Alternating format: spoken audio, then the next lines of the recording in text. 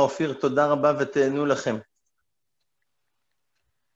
טוב, אז קודם כל שלום לכולם, ושוב אני באמת מעריך את זה, כל אחד מכם שהגיע.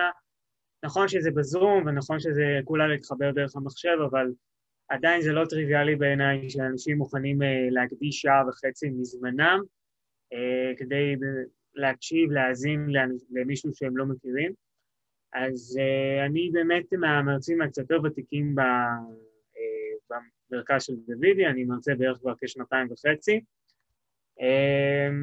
ואני אעשה את השיתוף של המצגת שלנו, אוקיי? אז בעצם מה שאני הולך לדבר עליו היום, הטייטל שהגעתם אליו למעשה הוא מלחמות הסייבר, אבל אני היום רוצה לדבר ברשותכם על טייטל מאוד, תחום מאוד ספציפי מתוך העולם הזה של הסייבר, שהוא מאוד מאוד מגוון, שזה כמובן התחום של הפייק ניוז, שאני מניח שיצא לכם לשמוע עליו ולהשתמש בביטוי הזה יותר מפעם אחת. כן, אז זהו. אז באמת, אז שוב תודה לדוידי פה על האירוח, ואני גם אספר קצת על הרקע שלי, כי הרבה פעמים אנשים שואלים אותי, איך הגעת לתחום הזה בכלל? כי זה תחום שהוא לא כל כך קונבנציונלי להרצות עליו. אז אני אספר שתוך כדי העבודה שלי, לצד העבודה שלי כמרצה, אני גם עובד היום באוניברסיטת תל אביב.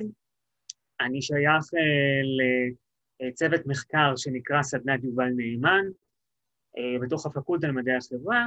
בעצם זה צוות שאנחנו חוקרים את כל הקשרים האלה של כל מלחמות הסייבר, אם זה תקיפות סייבר, ואם זה בינה מלאכותית, ואפילו אם זה חלל, וכמובן שגם הנישה הזאת של פייק ניוז נכנסת לתוך הנושא הזה, שעליו כאמור אנחנו נדבר היום. אז אוקיי. אז מה הסיפור של פייק ניוז, ואיך הוא פרץ לחיינו? אני מניח שאתם כולכם זוכרים שהביטוי הזה פרץ לחיינו לפני 4 שנים בערך, משהו כזה, בעקבות הבחירות שהיו בארצות הברית, אוקיי, בשנת 2016, שהבחירות הללו הן בחירות שמאוד מאוד חשובות ומהוות כף ציון לא רק עבור ארצות הברית, אלא גם עבור העולם הדמוקרטי בכללותו, בגלל 2 סיבות. קודם כל, רוב האנשים לא האמינו שדונלד טראמפ יזכה בנשיאות, שהוא יזכה בתפקיד שיש בו למעשה הכי הרבה כוח והכי הרבה השפעה בעולם, והסיבה השנייה זה כמובן הדרך שבה הדברים האלה נעשו. הבחירות היו מלוות בהמון המון פייק ניוז שהגיע ממקורות שונים ומגוונים, בעיקר גורמים שמזוהים בממשל הרוסי. אני אדבר על זה כמובן ברחבה, אני אכנס יותר לשיטות שהם עשו את ההפצה הזאת ומה הם רצו להשיג. ומה שקרה בעקבות הבחירות האלה, זה שדונלד טראמפ בפייק ניוז, הם הפכו להיות 2 מושגים שהם מולחמים אחד עם השני. זאת אומרת, הוא עצמו משתמש במושג הזה כשהוא רוצה לתאר עובדות או מציאות שהוא לא כל כך אוהב לראות.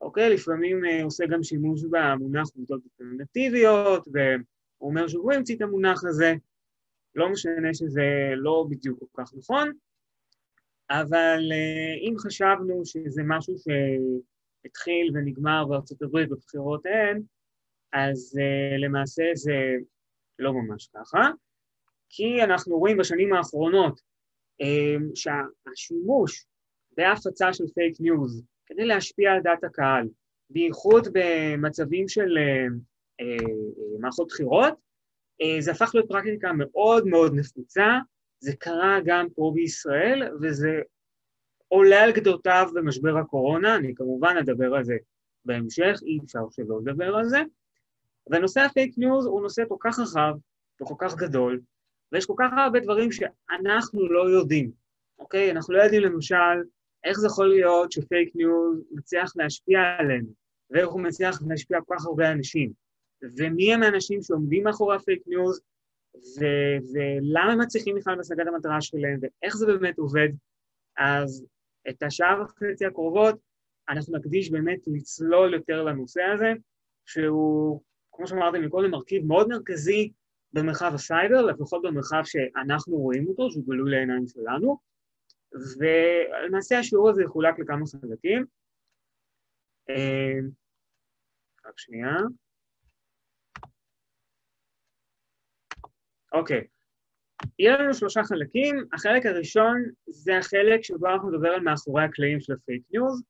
אוקיי? זה מה שקורה, אם אתם רוצים, במחשכים, החלק שאנחנו לא כך רואים אותו, ולמעשה אנחנו נדבר פה גם מצד אחד על מה מביא אנשים או גורמים מסוימים להפיץ פייק ניוז כדי להשיג מטרות מסוימות, ומצד שני אנחנו גם נדבר עלינו. זאת אומרת, איך יכול להיות מצב שאנחנו, אנשים חכמים, רציונליים, אתם פה נרשמתם לקורס של דיפלומטיה ומדינאות, שזה הרחבת אופקים מטורפת, אז איך יכול להיות שאפילו אנשים כמונו, כמוני, כמוכם, גם כן לפעמים מדי פעם נופלים בפח ועושים איזשהו לייק או שייר, או אפילו כותבים לפייק ניוז שאנחנו רואים. החלק השני באמת יהיה החלק שבו אנחנו נדבר על איך ההפצה הזאת נעשית באופן מעשי. אנחנו נלמד שלא כל פייק ניוז הוא הופך להיות פייק ניוז משפיע, ואנחנו נבין מה הופך סתם פייק ניוז לפייק ניוז שמדברים עליו, וגם נדבר כמובן על איך הפייק ניוז בא לידי ביטוי בקורונה, איך מדינות מסוימות משתמשות בזה כדי לקדם את הנרטיב שלהם, והחלק האחרון יהיה בעצם חלק של זיהוי. אנחנו נלמד יותר, בצורה יותר סיסטמטית, איך לזהות, לנסות לזהות פייק ניוז בזמן אמת, למה לשים לב, וגם נדבר קצת על פרופילים פיקטיביים, איזה דברים שהם נמצאים בטבע שלהם, יכולים להסגיר אותם שמדובר בפייק ניוז. עכשיו, זה עובד בצורה כזאת שאם יש לכם שאלה, אז אתם מוזמנים להוציא את עצמכם ממיוט ולשאול, זה יהיה לי הכי נוח, כי צ'אט זה טיפה לא נוח בשבילי, אז אם יש שאלות, אז תשאלו בשמחה, רק פשוט תוציאו את עצמכם ממיוט, ואז פשוט תשאלו אותי ישירות. אז בואו נדבר על החלק הראשון, אוקיי? החלק הראשון בעצם מדבר על לפני שאנחנו רואים את הפייק ניוז, מה בעצם קורה? מה עובר בראש של האנשים שמפיצים פייק ניוז, מה הם רוצים להשיג, וגם עלינו מצד שני, איזה מאפיינים יש בנו שעלולים לגרום לנו יותר להאמין לפייק ניוז, ואפילו גם לשתף אותו בסיטואציות מסוימות. אז פייק ניוז, בצורה הכי בסיסית, זה פשוט לשקר, נכון? זה פשוט לספר איזשהו סיפור שמייצג, או שמייצג חלק מהאמת, או שהוא מייצג שקר מוחלט, זה פשוט להפיץ את זה לכמה שיותר אנשים שיזרמו אותו ושיתפו איתו פעולה. וטבע האדם זה לשקר, זה ברמה הבסיסית, אצל כל אחד מאיתנו יש את הצורך הזה או הרצון הזה, מה שנקרא, לעוות לפעמים תמונת המציאות כדי להשיג איזשהו רווח, להימנע מאיזשהו כאב, כלומר להימנע מאיזשהו עונש שיטילו עלינו, נגיד ילד שואלים אותו בשביל שיעורי בית, אז הוא יגיד שהוא הכין, אבל הוא לא הכין, הוא לא רוצה להיענש, אבל בואו נעלה רמה אחת מעל הדבר הזה, אוקיי? כי להגיד שאנשים מפיצים פייק ניוז כי הם פשוט משקרים, זו תשובה שהיא לא מספיק טובה, אם אנחנו רוצים בכלל להבין איך להתמודד עם התופעה הזאת. אז בשנים האחרונות למעשה נעשו כל מיני מחקרים, שניסו באמת לחקור את השאלה הזאת, להבין איזה מניעים, איזה מטרות, איזה תכלית המפיצים רוצים להשיג. אז בגדול יש 4 סוגים של מניעים כאלה, שמפיצי פייק ניוז רוצים להשיג, ברגע שהם מפיצים את הסיפור שלהם. אז הדבר הראשון זה ליצור רווח כלכלי, אוקיי? בעצם האינטרנט הוא היום זירת הפרסום הכי גדולה והכי חשובה והכי משפיעה. כולכם הגעתם לפה דרך האינטרנט, דרך פרסום שהיה באינטרנט, לא בעיתונים ולא ברדיו ולא בטלוויזיה, ועבור המפרסמים זה יוצר בעיה. כי כשאתה, מנקודת המבט של המפרסם, כשיש תחרות כל כך גדולה על קהל יעד מסוים, המפרסם חייב לצוד את תשומת ליבו של הקהל שאליו הוא פונה, לא בשניות, אלא בשברי שניות. הוא חייב להשתמש באיזושהי טכניקה תגרום לקהל היעד שלו לשים לב לפרסום שלו, ובחצי שנייה להתעניין במה שיש לו להציע. לעורר איזה עניין, איזו סקרנות. אז פה בדיוק נכנס שימוש בטכניקה שנקראת קליקבייט, שהיא מאוד פשוטה, יכול להיות שאתם, יצא לכם לשמוע על המונח הזה. קליקבייט למעשה אומר, בואו ניקח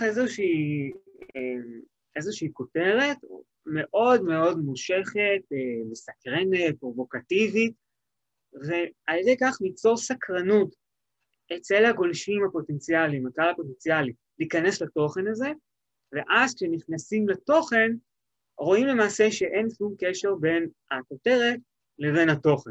אני מניח שיצא לכם לפחות פעם אחת להתקל באיזושהי כותרת, איזו פרסומת נורא מפורטה, נכנסתם לזה וראיתם שזה לא בדיוק אותו דבר. אז באותו אופן אפשר להשתמש בזה גם כדי ליצור רווח כלכלי, גם כמובן להשתמש בפייק ניוז. בואו נראה דוגמה שמגיעה מארצות הברית. אוקיי, זה התפרסם לפני כמעט שנה. הייתה רשת שפעלה בארצות הברית בערך תקופה של 3 שנים, שהיא פנתה לתומכים של טראמפ, של המפלגה הרפובליקנית, והיא פעלה באופן צורה מאוד פשוטה. פרסמו איזשהם ידיעות עם כותרות שקריות, כותרות חצי אמיתיות, חצי שקריות, בנוגע לדמוקרטים, לקלינטון או לטראמפ מצד שני, יצרו אטרקשן, משיכה אצל אותם גולשים להיכנס לתוכן הזה, והכתבות האלה הרבה פעמים הם פשוט הכילו פרסומות, אוקיי, פרסומות לקנות כל מיני מוצרים כמו שאתם רואים פה. עכשיו, המכירות זה כמובן דבר לגיטימי, אבל להשתמש בפייק ניוז ובשקרים, כדי למכור את המוצרים שלך, זה קצת פחות לגיטימי, וזה גם מה שנעשה פה. הרשת הזאת הייתה די נרחבת, והיא הגיעה לקהל יעד די גדול, של כמה מיליונים ככל הנראה, וסביר להניח שהרווח שהיא יצרה היה רווח מאוד מאוד גדול, לא מבוטל בכלל. אבל פייק ניוז הוא מופץ בעיקר כדי להשיג מטרות שהן מטרות פוליטיות או מטרות חברתיות. אוקיי, מטרות שנועדו לשנות את הסדר הפוליטי או את הסדר החברתי, וברמה הזאת המטרה הכי בסיסית היא ליצור פגיעה פוליטית. אני מפיץ איזשהו שקר על מועמד מסוים או מפלגה מסוימת כדי לפגוע בהם, והדבר הזה כמובן ניכר במיוחד במערכות בחירות, שכל קול הוא חשוב ויכול להשפיע על המצב, על התוצאות הסופיות. אז פה יש דוגמה שמגיעה מאצלנו מישראל, יכול להיות שאתם גם כן בעצמכם ראיתם את הדבר המדובר הזה, אוקיי? זה היה לקראת הבחירות השניות. אז זהו, זה אתר הוא בין היתר גם מכר מוצרים של טראמפ. אוקיי? זה היה, אפשר להגיד, המטרה העיקרית שלו. הוא גם כתב חדשות, אבל גם היה לו צעד עסקי מאוד מאוד חזק. אתם רואים פה צילום מסך של ציוץ מזויף, שהגיע כביכול מהחשבון הרשמי של ליברמן, שהוא אומר את מה שהוא אומר, אתם רואים מה הוא כותב פה, ופה צריך לגלות איזשהו סוד. כמעט כל פייק ניוז שאתם תתקלו בו, יש בו איזשהו גרעין של אמת, אפילו גרעין קלוש של אמת. ובמקרה הזה, כשמדברים על ישראל ביתנו, מדברים בעצם על מפלגה שהיא לקחה בציר של יחסי דת ומדינה, היא לקחה את הצד יותר חילוני, כמו יש עתיד, כמו מרץ, וזה אמיתי, אבל לבוא ולקחת את העמדה החילונית הזאת, שהיא כן בעד נישואים אזרחיים, וכן בעד תחבורה ציבורית בשבת, וכן בעד כל מיני דברים אחרים, ולבוא ולהגיד שהוא בהכרח מתנגד לברית מילה, זה כמובן לא נכון, זה המרחק, שהוא כמו המרחק בין אמת לשקר. ואגב, אפשר להניח שהציוץ הזה עלה, מכיוון שבבחירות ההם באמת ליברמן היה לשון מאזניים, 6, 7, 8 מנדטים שחזרו לו, בעצם היו יכולים להכריע איזו ממשלה תקום, וכמובן שהוא היה מטרה מאוד נוחה בעניין הזה. אני לא יודע להגיד, לא יודע בדיוק מי עמד מאחורי זה, סביר להניח שמדובר בגורמים ימניים או גורמים דתיים. ועד בבד אנחנו יכולים להשתמש בפייק ניוז גם כדי להשיג מטרות קצת יותר מתוחכמות, לטווח הארוך. אוקיי? למשל, ליצור סכסוכים. אוקיי? אני לוקח איזשהו נושא שנוי במחלוקת, ודרכו אני מלבה איזשהו סכסוך. עכשיו, אני יכול ליצור סכסוך חדש לגמרי, אוקיי? בין שתי קבוצות אוכלוסייה שונות, או למשל, לקחת נושא שיש עליו מחלוקת ממילא, ולהעצים סביבות המחלוקת עוד יותר. זה משהו שמאוד מאוד ניכר בהפצה של פייק ניוז, לדעתי המטרה שהכי הרבה משתמשים בה, ותתארו לעצמכם למשל מצב כזה שבקורונה נגיד מפרסמים איזשהו פרסום שאומר שחרדים לא שומרים על ההנחיות, אוקיי? היה סיפור דרך אגב, זה היה בגל הראשון, שבן גביר שיתף איזושהי תמונה שמראים בה מוסלמים מתפללים כביכול בהר הבית. והוא העלה את התמונה הזאת ואמר, חבר'ה, תקשיבו, תראו פה את המוסלמים האלה, איך הם מתפללים בקבוצות מאוד גדולות, לא שומרים על מרחק אחד מהשני, כאילו אין קורונה, והתמונה בכלל היא הייתה במקום אחר, היא הייתה ממדינה אחרת בחוץ לארץ. עכשיו, אני לא יודע להגיד אם הוא עשה את זה בכוונה או לא, אבל זה די ברור מה ההשפעה של זה על הצד השני. אוקיי? כי על היד שלו, שאנחנו יודעים מה הגוון הפוליטי שלו, כשהוא רואה דבר כזה, אז הוא אומר, כאילו, הערבים האלה, לא מעניין אותם כלום, לא מעניין אותם הקורונה, הם עושים מה שבא להם, וברור שהדרך משם ליצור סכסוך, להעמיק את הסכסוך. נכון, גם, כמו שאמרתי, דרך חרדים, ערבים, זה לא משנה. הרעיון הוא לקחת איזשהו נושא, או איזשהו מקרה, שהוא לא נכון, ועל הדרך להציץ סכסוך. היה גם יש דוגמאות נגד חרדים, יש הרבה דוגמאות כאלה לצערנו, והמטרה הרביעית והאחרונה, שהיא גם כן מאוד נוכחת בימים האלה, זה כמובן לבסס את האמת על סמך רגשות. אוקיי? זה לבוא ולהגיד, חבר'ה, האמת זה לא מה שאתם יודעים כבתור האמת. זאת אומרת, זה לא שיש לכם, יש עובדות רפואיות, יש עובדות היסטוריות, עובדות מדעיות, שזה מוכח שזה האמת. לא, הם אומרים, תאמינו למה שאתם חושבים שזאת האמת, מה שאתם רוצים שזאת תהיה האמת. וכמובן, גם בקורונה זה בולט מאוד, החל ממכחישי קורונה למיניהם שאומרים שאין בכלל קורונה, או שאומרים שהקורונה זה אמצעי של הממשלות, או הבונים החופשיים, או כל מיני ארגוני סתרים לשלוט בעולם, וכל מיני תיאוריות שאומרות, הקורונה עוברת דרך אנטנות G5, הקורונה עוברת באמצעים כאלו ואחרים, הקורונה בכלל לא הגיעה מסין, ועוד כל מיני תיאוריות כאלה, שכמובן הן מחזקות אג'נדה מסוימת, אבל היא לא כך קשורה למציאות. בואו נראה למשל דוגמה. במהלך אותן בחירות שהיו ב-2016, אותם גורמים שהפיצו פייק ניוז, בעיקר הרוסים, הם לא הפיצו פייק ניוז רק שקשור לטראמפ וקלינטון. הם לקחו הרבה נושאים שהם שנויים ממחלוקת, כמו למשל נושא החיסונים, שיש סביבו שיח מאוד ער, עם חיסונים יעילים או חיסונים הורגים או גורמים לנכויות, ופשוט על ידי כך הם עוררו איזושהי מחלוקת. אוקיי? פה במקרה הזה המטרה הייתה כפולה. גם לגרום לאנשים להאמין לכל מיני תיאוריות שקשורות לחיסונים, נגיד תיאוריות שאומרות שחיסונים גורמים לנכויות או למוות או אוטיזם, וגם ליצור סכסוך בין האנשים שתומכים בחיסונים לאנשים שלא מאמינים בחיסונים. וכל הדברים האלה שאמרתי עכשיו זה בעצם מגיע מהצד של המפיץ או המפיצים. יהיו אשר יהיו, זה יכול להיות מדינות, זה יכול להיות אנשים פרטיים, זה יכול להיות קבוצות, לא משנה. אבל לא היינו מתכנסים בכלל לדבר על תופעת הפייק ניוז, וזה לא היה מקבל כל כך הרבה הד תקשורתי, אם לא היה את הצד השני של המשוואה. כלומר, אם לא היה אותנו, שאנחנו נחשפים למידע הזה, שאנחנו צורכים אותו, שאנחנו מאמינים לו, ובאמת יש פה שאלה שגם שאלת אותנו קודם, איך זה יכול להיות שאנחנו לפעמים מאמינים לפייק ניוז? אז פה התשובה מתחלקת לשני רבדים. יש מאפיינים מסוימים, משתנים דמוגרפיים כאלו ואחרים, שכן מגדילים את הסיכוי שאותו האדם שיש להם אותו, הם יבואו ויגדילו את הסיכוי שהוא יאמין לפייק ניוז או ישתף אותו. אוקיי, אני אתן לכם למשל דוגמה, באותן בחירות של 2016, מצאו שאנשים בני 65 ומעלה,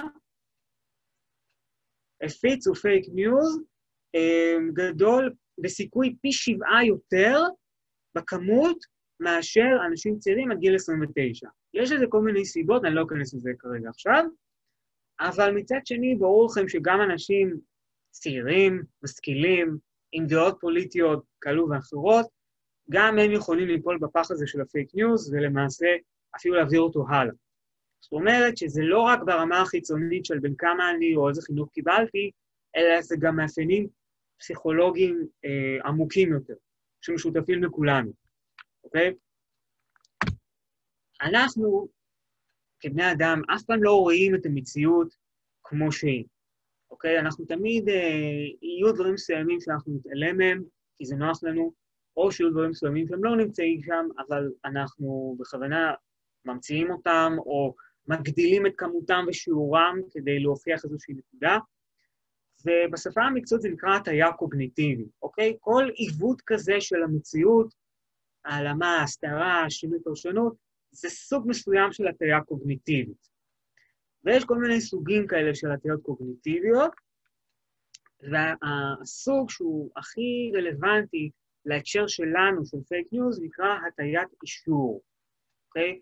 זה אומר בעצם שאנחנו כבני אדם תמיד ניטה לחפש את המידע שמחזק את תפיסות העולם שלנו, ואנחנו גם נאמין לו, אוקיי? וחשוב להגיד שבמקרה הזה, גם אם יהיה כתוב שזה פייק ניוז, אנחנו לא בהכרח נדחה את המידע הזה, אוקיי? ויש פה איזשהו היגיון. בואו נחשוב על זה רגע. למה הערכים שלנו כל כך חשובים? הרי הערכים האלה, הם הגיעו ממקומות מסוימים.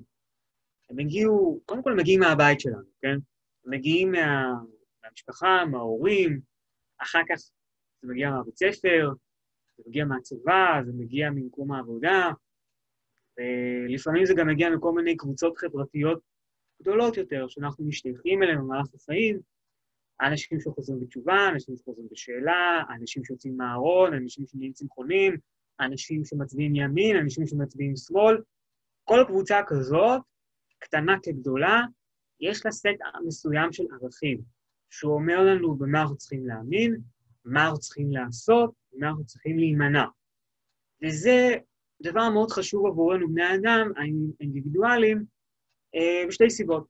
קודם כל, זה מגדיר את מי שאנחנו, אוקיי? תיקחו מקרה מובהק, חרדים חוזרים בתשובה. יש להם סדר יום מאוד מאוד מוקפד, יש להם תרי"ג מצוות, יש להם נורמות חברתיות מאוד מאוד חזקות, אם יורדים של הרזולוציה של החסידויות והזרמים, אז בכלל יש עוד מנהגים ודברים שקורים שם, שמעצבים את האישיות של האדם. והסיבה השנייה שזה נותן לנו ביטחון. אנחנו בתור בני אדם לא אוהבים להיות לבד, אנחנו אוהבים להיות חלק מקבוצה, זה נותן לנו תחושה של ביטחון והגנה. וכשאנחנו נחשפים למידע, שאנחנו יודעים, בראש אנחנו יודעים שהוא לא יכול להיות, שהוא לא מסתדר עם ההיגיון, אבל אנחנו לא דוחים אותו, אנחנו לא דוחים אותו כי אנחנו יודעים שאנחנו עלולים לאבד את המקום שלנו בחברה. אם ניקח מידע אמיתי, שהוא סותר את תפיסת העולם שלנו, אז אנחנו נסתכן בנידוי, בחרם, באובדן חלק מהזהות שלנו, וזה מחיר שהוא יותר מדי כבד בשבילנו לשלם אותו, ולכן אנחנו נעדיף להצמד לכל מיני סיפורים שהם לא בהכרח נכונים. עכשיו, הדבר הזה כמובן ניכר בכל תחומי החיים, אבל ניסוי אחד ממחיש עד כמה הדבר הזה קיים בתחום הפוליטי. אוקיי? במילים אחרות, בני אדם הם יצורים חברתיים. שנת 2004 הייתה גם כן שנת בחירות בארצות הברית, ערכו שם ניסוי, ובניסוי הזה לקחו קבוצה של 30 אנשים, מחציתם דמוקרטים, מחציתם רפובליקנים, הושיבו אותם בנפרד והראו להם כל מיני קטעים, שהראו בין את המועמדים שלהם מדברים בכל מיני סגנונות לא ברורים. מה הכוונה? או שהם אמרו משהו וסתרו את עצמם, או שהם אמרו דברים שהם פשוט לא נכונים מבחינה עובדתית, או שהם פשוט דיברו בצורה לא ברורה. אחר כך שאלו את שתי הקבוצות הללו בנפרד, שאלו אותם שתי שאלות. שאלה הראשונה, מה אתם חושבים על המועמד שלכם? שאלה שנייה, מה אתם חושבים על המועמד האחר? ושתי הקבוצות, בלי תיאום או הכנה מוקדמת, ענו את אותן תשובות, אנחנו חושבים שהמועמד שלנו הוא ראוי, הוא חכם, הוא ראוי להיבחר, והמועמד השני לא מבין כלום מהחיים שלו, והוא אידיוט, והוא מדבר כל כך הרבה שטויות, אוקיי? אז זה מה שמנו ברמה המודעת. אבל החוקרים גם ראו מה קורה במוח, בזמן שהמשתתפים בניסוי נחשפו למידע הזה. ופה הם ראו משהו מאוד מעניין. הם השתמשו בטכניקה שנקראת סריקות MRI, זה סריקות מוחיות שבעצם מאפשרות לראות את הפעילות במוח בזמן אמת. ופה הם ראו שיש לנו במוח את האונה המצחית הקדמית. זה החלק שהוא שייך לחשיבה הרציונלית, המתונה, ההגיונית, ובזמן שאותם אנשים שהתעקפו בניסוי ראו את המידע הזה והעריכו אותו, אז החלק הזה היה חשוב. כלומר, לא הייתה שום פעילות מוחית, הם לא השתמשו במנגנון הזה. אבל מה שכן היה, יותר חזק, הגיע ממרכז המוח, חלק יותר אחורי. ששם למעשה, הם זיהו הפרשה מוגברת של הורמונים בשם סרוטונין ודופמין. אלה הורמונים שבעצם מזוהים עם הרגשה טובה. כלומר, במילים אחרות, הם גם עשו שיפוט שהוא לקוי מבחינה רציונלית, כי ברור שהם לא שפטו את המועמדים בצורה 100% נכונה, אבל הם גם קיבלו על זה איזשהו צ'ופר, שהם עשו את הדבר הנכון. ולכן זה מעודד אותם להמשיך ולעשות את זה עוד ועוד. ופה בעצם, כשרוצים, מה שנקרא, להתחיל להבין מה הסיפור של הפייק ניוז, אז פה זה המקום בעצם להתחיל, להבין איך הדבר הזה קורה, כי זה פשוט משהו שהוא נפשי או הורמונלי, זה הדבר הראשון שעל זה אנחנו בונים בעצם עוד קומות, שנדבר על זה בהמשך. אוקיי, לפני שנעבור לחלק השני, אני אשאל בכל זאת, אם יש מישהו שרוצה לשאול שאלה, מה שהיה לא ברור, זה הזמן לפתוח את המיקרופון ולשאול, אני לרשותכם. יכול להיות שלא הייתה פעילה מוחית בגלל שחשבו על זה מקודם, כי הם חשבו קודם על זה, ואז אין פעילה מוחית כי כבר הגיעו למסקנה הזאת. לא שלא חשבו על זה בכלל. תראי, שאלה מעניינת, אני חושב, בוא נאמר ככה, סביר להניח, אני לא ראיתי את הניסוי, אבל סביר להניח שלא כל המידע שהם ראו זה משהו שהכירו מהבית, אוקיי? אני מניח שהם ראו דברים שהם לא ידעו להתייחס אם זה נכון או לא. אז בכל מקרה היה צריך להפעיל בו את המנגנון הזה של החשיבה, שינסה להעריך אם מדובר במידע שהוא אמיתי או לא. רציתי לשאול, האם לא יהיה נכון לומר שגם רשתות של טלוויזיה כביכול עוסקות בפייק ניוז? כלומר, לדוגמה, הסיפור של אסי. הוא פייק ניוז לפי מה שאתה מתאר, והוא מופץ על ידי רשתות. תראה, פייק ניוז מופץ בכל מקום, זה נכון. היה סיפור לפני כמה חודשים של חדשות 12, לקחו צילומים שהראו כביכול סיפור מסוים שהתרחש במקום אחד, אבל הוא התרחש במקום אחר. זה משהו שהוא קיים, אתה יודע, פייק ניוז זו תופעה שהיא עתיקת יומין. יש לך עדויות לפייק ניוז כבר מהמאה ה-13, לפני הספירה. אבל אני בכוונה מדבר פה על רשתות חברתיות, כי זו מדיה שהיא מאוד מאוד נוכחת בחיים שלנו, בייחוד אצל האנשים היותר צעירים, אתה רואה שמרכז הכובד של ההשפעה הפוליטית, הוא לא נסוג לגמרי מהמדיות המסורתיות, אבל הכוח של הרשתות היום הוא גדול במידה ניכרת. ולכן פה בהרצאה אני מדבר על המדיום הזה. מה שאני אומר, גם יכול להיות, הרבה מזה רלוונטי גם לאמצעים אחרים, זה נכון. אז, אוקיי, אני אמשיך לחלק השני, אוקיי, שזה בעצם, אחרי שהבנו איך הדבר הזה, מה הבסיס שלו, עכשיו צריך להבין איך המחול המוזר הזה של מפיצי פייק ניוז ומאמיני פייק ניוז, איך הוא בכלל מתחולל, אוקיי? אנחנו יודעים שפייק ניוז, אוקיי, זאת שאלה מאוד מאוד גדולה. אני חושב שלא כל תעמולה היא פייק ניוז, אבל כנראה שכמעט כל פייק ניוז הוא תעמולה. אם מוצאים את הפן הכלכלי, כן, כי זה לא תעמולה, אבל יש קשר הדוק בין השניים, זה לא אומר שכל תעמולה היא פייק ניוז, ולא כל פייק ניוז הוא תעמולה. אז כשאנחנו מדברים בעצם על איך הדבר הזה מופץ, ברור לנו באופן כללי שלא כל פוסט או תמונה שאנחנו מעלים הם יהיו ויראליים, נכון? אני לא יודע לכמה מכם יש חשבונות אינסטגרם, לי אין, אבל אני יודע שלמשל, אם מעלים תמונה מסוימת באינסטגרם, אז יש תמונות שהן יותר פופולריות, ויש תמונות שהן פחות פופולריות, פחות מקבל הד, אוקיי? וככה גם במקרה של הפייק ניוז. יש סיפורים מסוימים של פייק ניוז, שהם יישארו בגדר הנישה שאף אחד לא מכיר, ויש סיפורים של פייק ניוז שזה יפתח את מהדורות החדשות, אוקיי? וצריך להבין מה ההבדל. מה העקרונות, נגיד, הנכונים או המוכחים יותר להפיץ פייק ניוז בהצלחה. יש כל מיני תיאוריות, יש גורמים שמצביעים על כל מיני גורמים איך להפיץ פייק ניוז בצורה יותר טובה. אני אתייחס כאן לתיאוריה אחת, גם מפני שהיא יחסית פשוטה, וגם מפני שאפשר להשליך אותה בקלות למרחב הפוליטי, וגם בסוף אני גם יכול לראות איך היא עובדת, אוקיי? אז יש לנו 4 מרכיבים כאלה בעיצוב של הסיפור ודרך ההפצה שלו, שיכולים להגדיל מאוד גם את ההפצה של הפייק ניוז וגם את השגת המטרה שמאחוריו. אמרנו שיש לנו איזושהי מטרה שרוצים להשיג.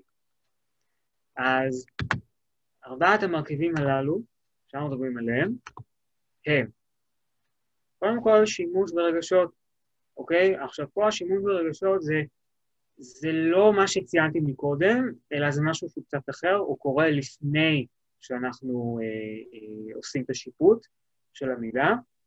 זה דבר אחד. דבר שני, זה כמובן הפצה נרחבת, שכמה שיותר אנשים יראו את הסיפור שלנו. מרכיב שלישי זה חדירה טובה. כלומר, זה לדעת לפרסם את המסר שלך בערוצים הנכונים, כי יש 20 מיליון דרכים לעשות את זה באינטרנט, והדבר הרביעי זה ליצור סמכות, כלומר, ליצור רושם שהמידע מגיע ממקור מהימן. עכשיו, כל אחד מהמרכיבים שאני מדבר עליהם פה, כשעצמו יש לו סיכוי להגדיל את רמת האמינות של הפייק ניוז ולהגדול את הקבוצה שלו. אבל כשלוקחים את כל 4 הללו ביחד, יש סיכוי מאוד טוב לקחת סיפור שאף אחד כמעט לא שומע עליו, ולהפוך אותו לסיפור מאוד מאוד מפורסם. אוקיי? יש דוגמה מפה בישראל, אני הולך לעשות את זה בהמשך, שסיפור פוליטי, שלפני כמה שנים אף אחד לא הכיר אותו, וזה בסוף הגיע למצב ששר אצלנו בממשלה שאל עליו ותהה עליו, אולי יש בו אמת. אוקיי? הוא עבר פה איזשהו מסלול, ואני תכף אסביר פה את המסלול הזה. אז קודם כל שימוש ברגשות.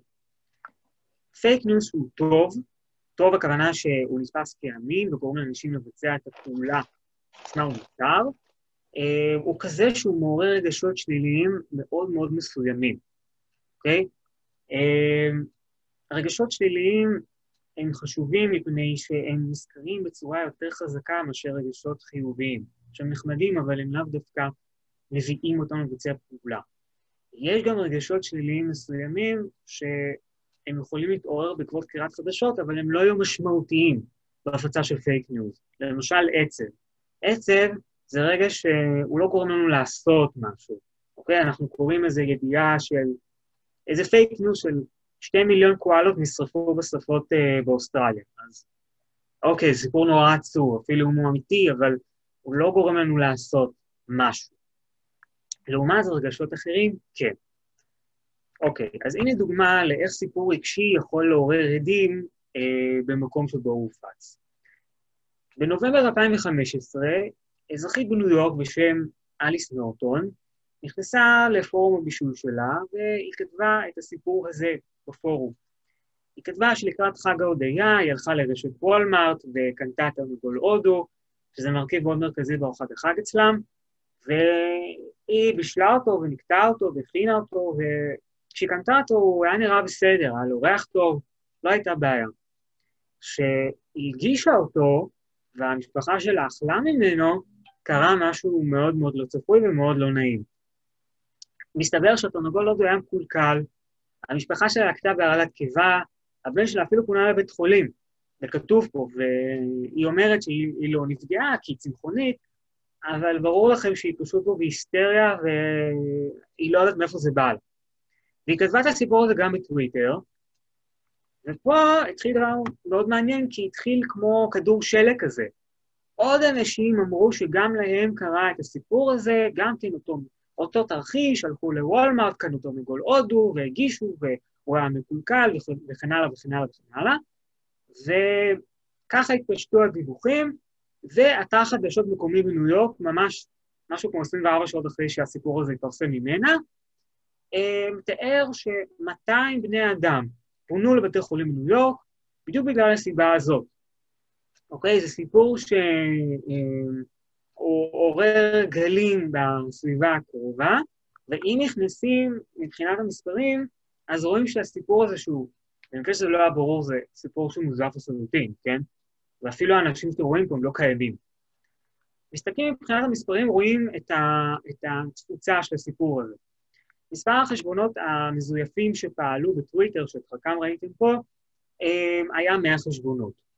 במשך תקופה של כ-24 שעות, הם צייתו את הסיפור הזה 1,150 פעם, ומספר הציוצים שהגיע מאנשים שלא מכירים את הסיפור הזה, לא יודעים שהוא שקרי, עומד על 1,500 ציוצים. אוקיי? כלומר, יותר אנשים האמינו שהסיפור הזה הוא אמיתי, מאשר אנשים שידעו שהוא כוזב. עכשיו, אני רגע אעצור פה ואני אשאל אתכם שאלה, אתם מזמינים לפתוח את המיקרופונים. כשאתם ראיתם את הסיפור הזה, אני אחזור על זה עוד פעם. כשאתם ראיתם את הסיפור הזה, אוקיי, עם אליס, במילה אחת, איזה רגש זה מעורר אצלכם? שלילי, כן, אינטואיטיבית. אבל שלילי, מה אתה מרגיש בעקבות זה? אני מנסה לדייק. יכול להיות שני דברים. אחד, נגד הנושא של הבשר, או נגד הרשת עצמה, של רשת המרכולים הזאת. כן, אבל אתה מדבר פה, אוקיי, כעס, בסדר, אני מדבר על רגש. אתה מתאר עמדה. הפתעה, תדהמה, אוקיי. עוד הצעות? חמלה על הבחורה המסכנה הזאת. אוקיי. והחמלה הזאת מביאה אותי לזעם על וולמארט. גועל, אוקיי. רמאות. אוקיי, אז מעניין שחלק מהדברים שאתם ציינתם פה, זה בדיוק הרגשות שמזוהים כרגשות שמגדילים את סיכוי התפוצה של פייק ניוז. אוקיי? יש 3 רגשות כאלה. פחד, ספק וכעס. אוקיי? מישהו אמר פה אי צדק. מה זה אי צדק? אי צדק קשור לכעס. דיברו פה על רמאות. אוקיי? קודם כל, כמובן, עמדה נגד וולמארט. אוקיי, בסדר. למה דווקא הרגשות האלה? הרגשות האלה, כמו שאמרתי מקודם... נטייה טבעית של בני אדם. נטייה טבעית של בני אדם, אני חושב. אוקיי, אז בסדר. הרגשות האלה, שאתם רואים פה, הן רגשות שהם מפעילים, גורמים לבצע איזושהי פעולה, אוקיי? כמו שאמרתי שעצב לא מעורר פעולה, פחד, ספק וכעס כן. פחד מעורר אצלנו את מנגנון ה-fight or flight, נכון? אנחנו רוצים או לברוח ממשהו או להילחם נגדו. ספק יוצר אצלנו רצון להשלים את המידע החסר. אוקיי, אנחנו לא בטוחים לגבי משהו, אז אנחנו רוצים לבדוק עוד מה עומד מאחורי הסיפור הזה. וכעס, כמו שציינו פה חלק מהאנשים, גם כתבו בצ'אט, הוא רוצה לגרום לנו לתקן איזשהו עוול, אוקיי?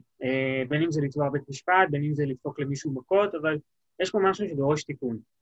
וכמובן, אני לא יודע כמה כעס יש פה, אבל אני חושב שפחד וספק הם יותר רלוונטיים לסיפור הזה של אליס, אבל ברור לכם כשיש סיפור שקשור לאחד מהם, אפילו לשלושתם, אז הוא מגביל את הסיכוי שהסיפור הזה יטמע אצלנו ברגש, ואנחנו נזכור אותו, ואנחנו נעשה איזושהי פעולה. שתף פעולה עם מי שהפיץ את הסיפור. הוא לא עושה את זה רק כדי שאנחנו ניגאל סתם. הוא רוצה שאנחנו נקנה משהו או לא נקנה משהו. או נשנה את העמדה שלנו ונגיע למשהו, כמו שציינו פה גם. עכשיו, אני אגיד שהסיפור הזה, זה סיפור שהופץ על ידי גורמים רוסיים, או, אני בדיוק עכשיו עונה על זה. הסיפור הזה שאתם ראיתם עכשיו, זה סיפור שהופץ ממקום שנקרא המרכז לחקר האינטרנט. זה מרכז שיושב בסנט פטרסבורג, וזה מרכז שהוא פועל בחסות ממשלת רוסיה, כדי להפיץ פייק ניוז, גם מבחינה רעיונית, גם מבחינת המימון שלו, הוא מגייס אנשים כדי שיכתבו כל מיני כזבים. הוא היה מאוד פעיל כמובן בארצות הברית, במערכת הבחירות שהיו שם, הוא היה פעיל גם במערכות בחירות נוספות, בצרפת, בגרמניה, אולי גם בבריטניה, יש איזושהי מחלוקת לגבי הדבר הזה, ושם בעצם הדריכו את האנשים איך לעשות, איך להפיץ פייק ניוז בצורה יותר יעילה, אמרו להם גם את הדברים האלה, אני מניח, ועוד כל מיני טכניקות ושיטות, ושם אחד המשתמשים יצר באמת את דמותה של אליס, יצר את הסיפור הזה, ומשתמשים אחרים יצרו את הדמויות הפיקטיביות. עכשיו, למה הם עשו את זה? אם שמתם לב, אז הסיפור הזה פורסם בנובמבר 2015, כלומר, שנה לפני הבחירות בארצות הברית.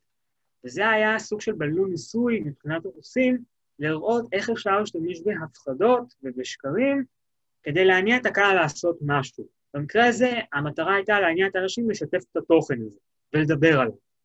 ואותה טכניקה של הפחדה, של יצירת כעס, של יצירת ספק, השתמשו בזה גם כדי לפגוע בחברה האמריקאית בכללותה, וגם להטות את הכף מבחינה פוליטית לטובתו של טראמפ.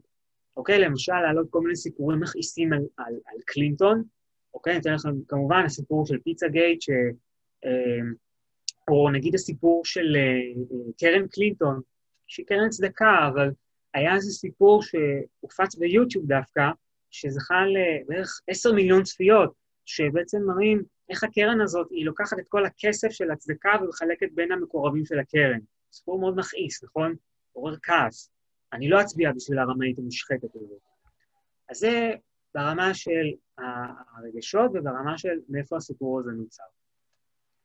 עכשיו, נדבר על עניין של הפצה, אוקיי? כי עם כל הכבוד לזה שסיפור מסוים, נכון, כן, אוקיי, הדברים שאני אומר פה הם לא דברים שהם התחילו בעידן הפייסבוק, אבל הם השתכללו מאוד בעידן הפייסבוק, בייחוד העניין של ההפצה ושל החדירה שנדבר על זה בהמשך, אוקיי? צריך לדעת להפיץ את הידע הזה בכמויות מאוד גדולות, אוקיי?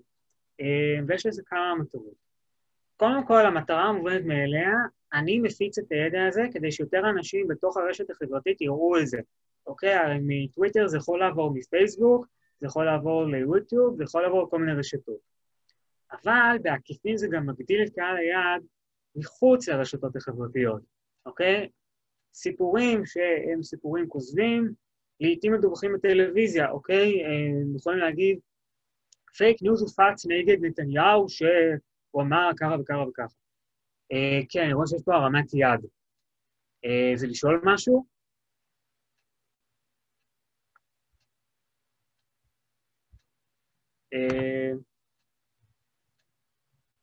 זה פייק ניוז, גייט בטוח.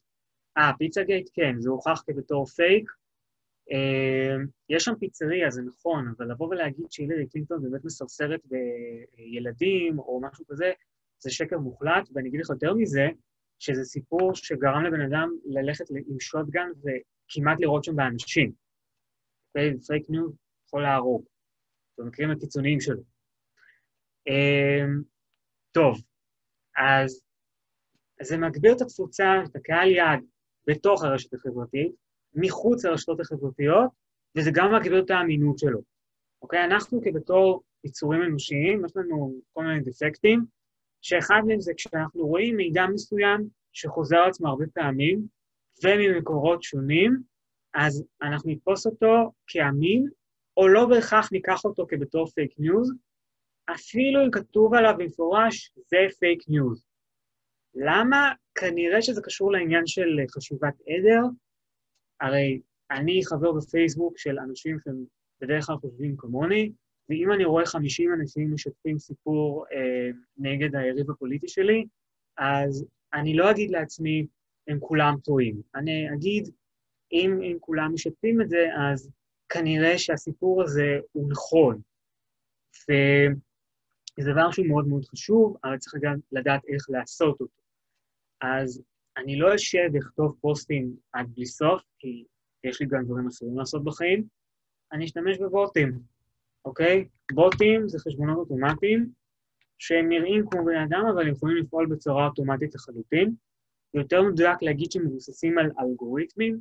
אלגוריתם זה זה שורת פקודות כזאת, שאומרת למחשב או לרכיב מסוים מה לעשות, והחשבון הזה הוא נראה כמו בן אדם, הוא יכול עם סגנונית נוסחות של בן אדם ותמונה של בן אדם, אבל זה חשבון שהוא פועל לבד, בלי שום מגע יד אנושית, והוא יכול לכתוב 24 שעות, הוא יכול לכתוב בכמויות מאוד מאוד גדולות, וזה מאוד עוזר בהפצה של פייק ניוז.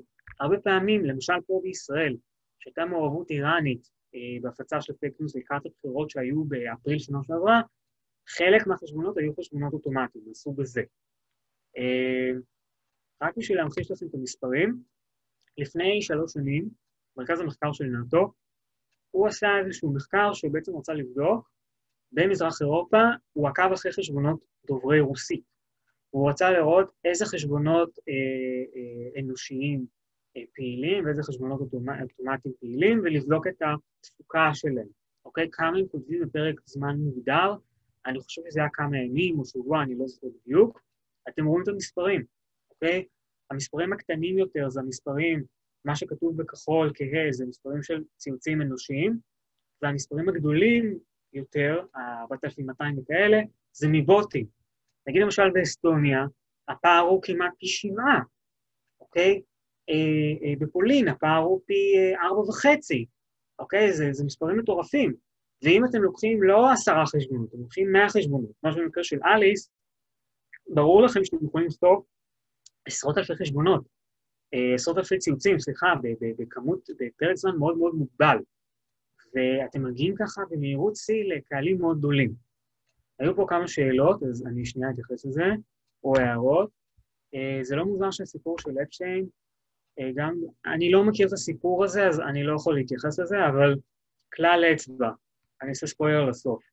אם סיפור נראה לך מוזר, כנראה שהוא פייק ניוז. טוב, נמשיך. העניין של חדירה. אוקיי, מה זאת אומרת חדירה? זה אומר שאני בעצם צריך לדעת לפרסם את התוכן שלי בערוצים הנכונים. אוקיי, הרי יש פייסבוק, יש טיק טוק, יש אינסטגרם, יש יוטיוב, יש לינקדין, יש וואטסאפ, יש רדיט, יש כל כך הרבה רשתות, ולא אמרתי את כולן, כי אני לא מכיר את כולן. אז איך אני יודע באיזה פלטפורמה לפרסם? אוקיי? אז זה תלוי בכמה משתנים. קודם כל, מה סוג התוכן שלי? אם יש לי סיפור ארוך שהוא מגילה, אני לא אכתוב אותו בטוויטר, כי זה לא, כנראה לא כך נוח לעשות שרשור כזה של ציוצים עם 140 תווים. אם יש לי וידאו, אז אולי עדיף להפנות אותו ליוטיוב. וגם אני יכול להתייחס מבחינת קהל היעד. איפה הקהל שלי נמצא? אוקיי? אם אני רוצה לפנות לבני נוער, אני לא אלך לפייסבוק. שאלו בני נוער, מה אתם חושבים על פייסבוק? הגיעו לכם רשת של סקינים. אז תלכו לטיק טוק, תלכו לסנאפצ'אט, תלכו לכל הדברים האלה שנמצאים שם. אוקיי? אל תלכו לפייסבוק. אם אתם רוצים ללכת לקהל יעד יותר ימני, אז תלכו לאתרים ופורומים שיותר מזוהים עם האג'נדה הימנית. אוקיי? זה הכל תלוי גם בקהל היעד שאליו אני רוצה לפנות. וזה מה שהרוסים, אגב שהזכרתי אותם, אחת הסיבות שהייתה לי משפעה כל כך גדולה על הציבור האמריקאי ועל השיח הפוליטי, זה שהם עבדו בשיטה מאוד מאוד מסודרת, אוקיי? חקרו למעשה, אחרי שהבחירות נגמרו, חקרו בקונגרס האמריקאי את כל השתלשלות של הפייק ניוז, מאיפה הוא הגיע, ושיטות ודברים כאלה, והם מצאו משהו מאוד פשוט. הם ראו שפייק ניוז שהופץ מקורות רוסיים, להלן למרכז החקר האינטרנט, הוא עבר 3 שלבים. בשלב הראשון, הם הציבו את הסיפורים השנויים במחלוקת, דווקא ברשתות לא כל כך מוכרות, לא כל כך ידועות, אוקיי? אנחנו עלולים לחשוב שמרבית הפייק ניוז הגיע דווקא מפייסבוק, אבל זה לא נכון. אנחנו ראינו אותו בסוף בפייסבוק, אבל אם עוקבים אחרי הסיפור הזה, מאיפה הוא הגיע, מהאמא ואבא שלו, אז רואים שהוא הגיע מרשתות כאלה שאני לא יודע כמה מכם בכלל מכירים. אני לא הכרתי עד שנחשפתי לממצאים האלה. אוקיי? 4chan ו-8chan הן רשתות שהן יותר מבוססות על שיתוף תמונות. בזמנו היה יותר קל לשתף תכנים שהם יותר בעייתיים ברמת הגזענות, פורנוגרפיה, צריכת סמים, דברים כאלה. וגם רדיט, שהיא טיפה יותר מוכרת, עכשיו הם כבר שינו את המדיניות שלהם, אבל הם עשו את זה כי ברור שברשתות האלה היה פחות פיקוח על התכנים, היה יותר קל להפיץ את התכנים האלה, ומשם להפיץ את זה הלאה דרך הסיפורים מהרשתות הגדולות. אם שמתם לב, גם הסיפור של אליס, הוא לא התחיל בטוויטר, אנשים הכירו אותו בטוויטר, אבל הוא לא התחיל משם. הוא התחיל מאיזשהו פורום בישול, בכוונה משהו כזה נישתי, שאנשים לא כך מכירים, כדי שהיכולת לעלות על העקבות של הסיפור, זה יותר קשה. אחר כך, אחרי שהפיצו את הסיפור הזה, שזה נעשה בעיקר בטוויטר, הגיעו בעצם לשלב ההגשמה, אוקיי? זה בעיניי השלב הכי חשוב. כי כמו שאמרתי מקודם, מפיצי פייק ניוז, יש להם מטרה. הם רוצים שתעשו משהו. ובמקרה הרוסי, הם רצו לחולל שינוי שהוא בעולם האמיתי. הם רצו לחולל שינוי בפוליטיקה האמריקאית. רצו שטראמפ ייבחר. רצו לשסות את החברה האמריקאית בקבוצות השונות אלו באלו. זה דברים שהם קוראים מחוץ למרחב הזה של פייסבוק. אבל הם נעזרו בפייסבוק, כאן פייסבוק הייתה מאוד דומיננטית, כדי ליצור איבנטים. אחת המטרות שהרוסים רצו ליצור, הייתה ליצור הפגנות. אוקיי, עכשיו נורא מדברים על הקורונה, כן הפגנות, לא הפגנות, אז גם אז, בבחירות האלה, הפגנות זה היה מרכיב מאוד חשוב עבור אותם טרולים של המרכז לחקר האינטרנט. הם לקחו, הרעיון היה מאוד פשוט, הם לקחו איזשהו נושא שנוי במחלוקת. בואו נגיד לצורך העניין, בעד ונגד הפלות. הם יצרו איבנט אחד, שמיועד לאנשים שתומכים בהפלות, אמרו להם, יש הפגנה בעד הפלות, ביום רביעי בשעה 6 בערב בכיכר. יצרו איבנט אחר, לקהל הפוך, לאנשים שמתנגדים להפלות, אמרו להם, תבואו להפגנה נגד הפלות ביום רביעי בשעה 6 בערב בכיכר הזאת. במשך שנתיים, גם אחרי הבחירות, הם יצרו 129 אירועים בסגנון הזה, ש-338,000 איש התעניינו באירועים האלה, ו-88,000 סימנו שמגיעים. האם אנשים הגיעו? לפחות באחד המקרים כן. אני אראה לכם עכשיו וידאו שנלקח מטקסס, ממש אתם רואים ליטרלי שני קבוצות של אנשים, שמפגינות אחת מול השנייה, ואין להם שום מושג שמישהו יושב אלפי קילומטרים משם ברוסיה, ופשוט משחק בהם. אוקיי? אז זה הוידאו הקצר הזה. עשיתי לזה שיתוף סאונד, נכון? כן. אוקיי, הנה. May 21st, 2016, in Houston, Texas. This is an anti-Islam protest outside a mosque in the heart of downtown. And literally across the street, a counter-rally. But not a single person here on either side of the street realises they've been duped. They've been brought here, same place, same time, by two separate Facebook events.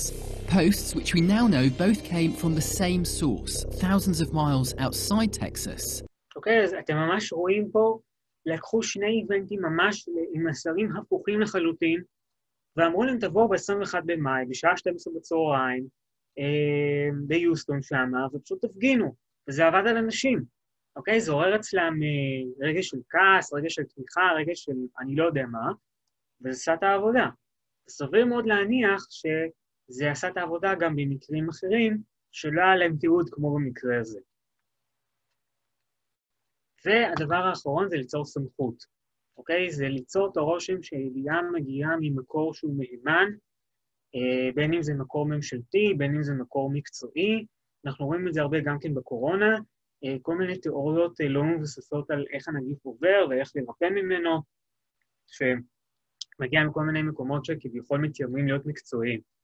הם משתמשים עם כל מיני מונחים מפוצצים כאלה, שהם פשוט לא קשורים לנושא המדובר, הם עשו את זה רק מה שנקרא, להראות שהם יודעים, או התחזות לגורמים ממשלתיים, שיודעים להגיד שביטוח לאומי שלם 10,000 שקל לכל אזרח מענק קיום, או איזו שטות כזאת או אחרת.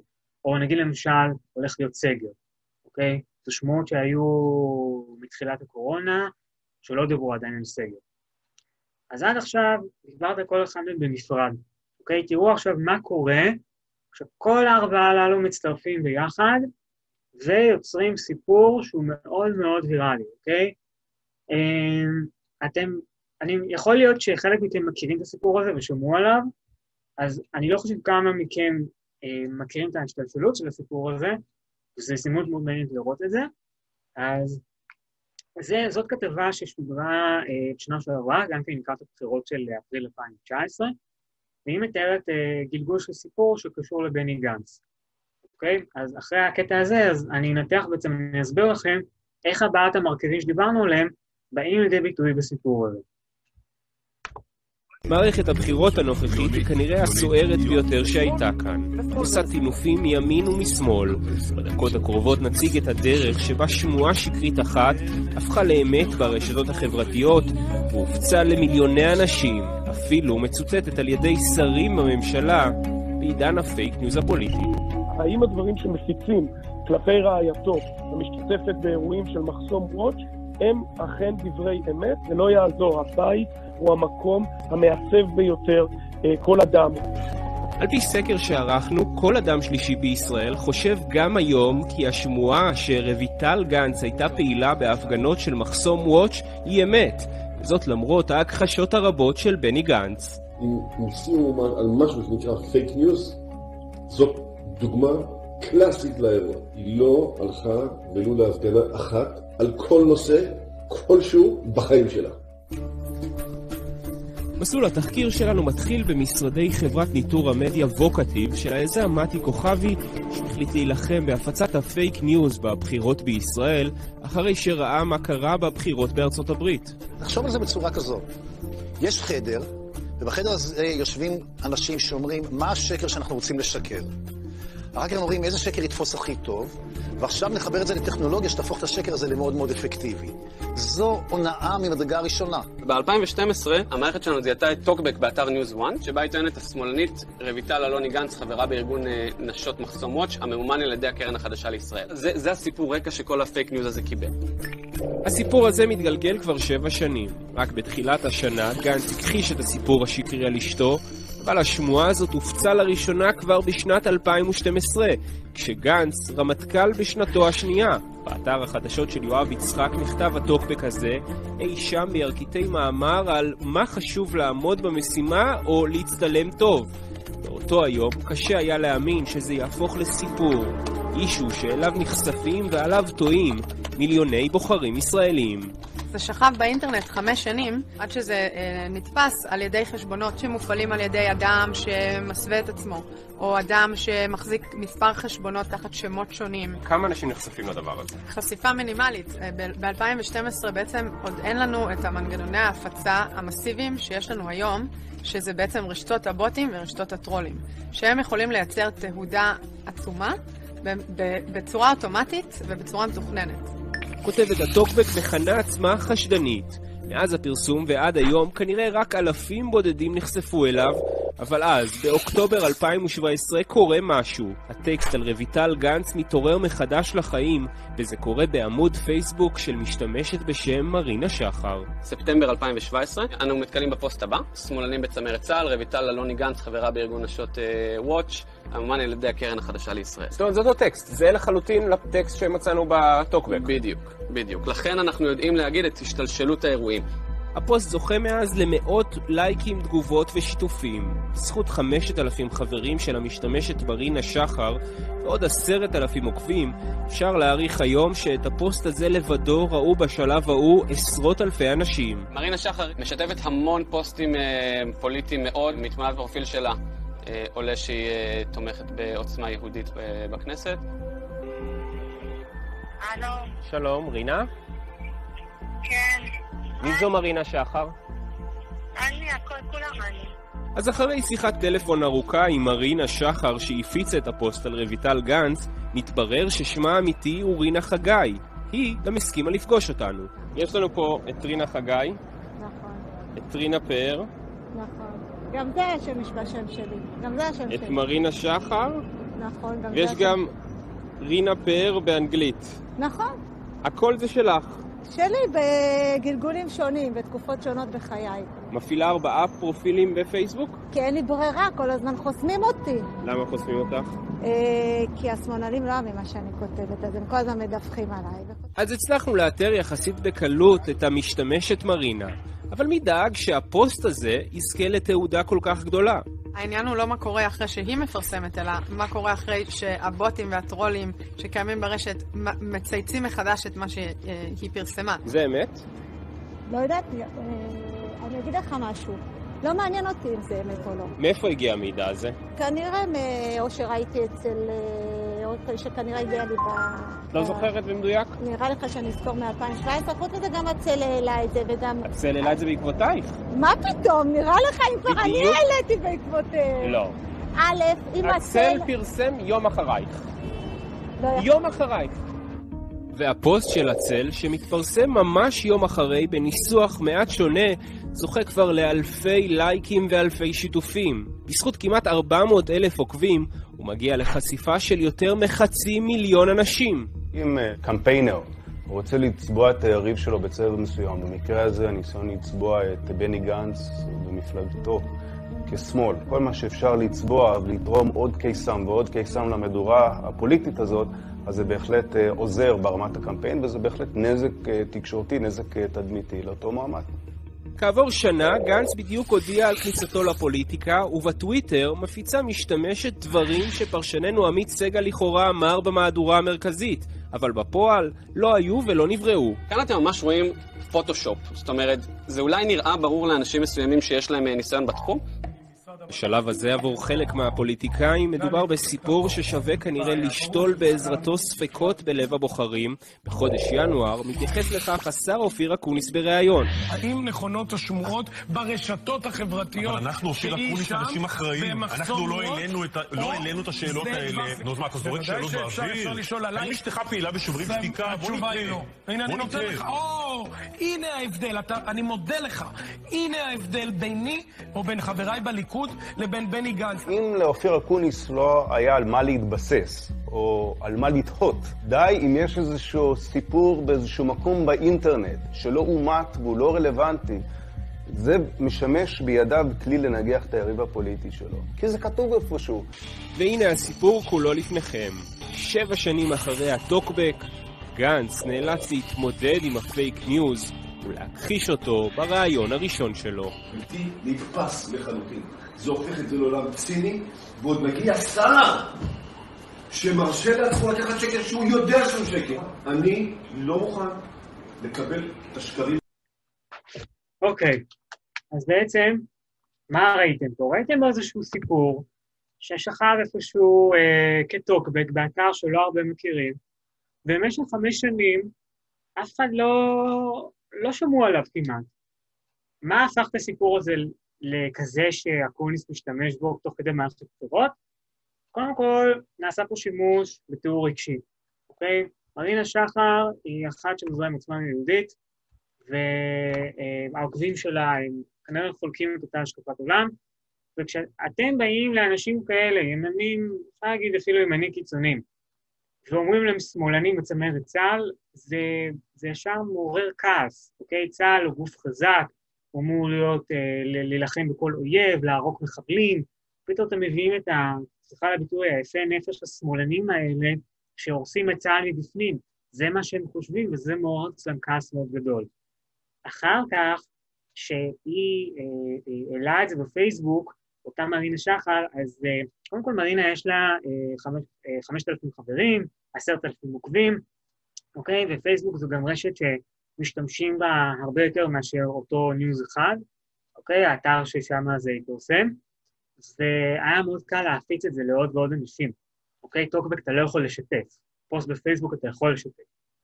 אחר כך זה גם הגיע מהצל, אוקיי? הצל הוא כבר דמות מפורסמת, הוא כבר אולי מודל לחיקוי אצל הרבה אנשים, אוקיי? ואם הצל העלה את זה, אז כנראה שיש משהו אומר, אוקיי? גם מרינה שחר, אם שמתי לב, היא השתמשה במוניטין שלו כדי להצדיק את מה שהיא עשתה.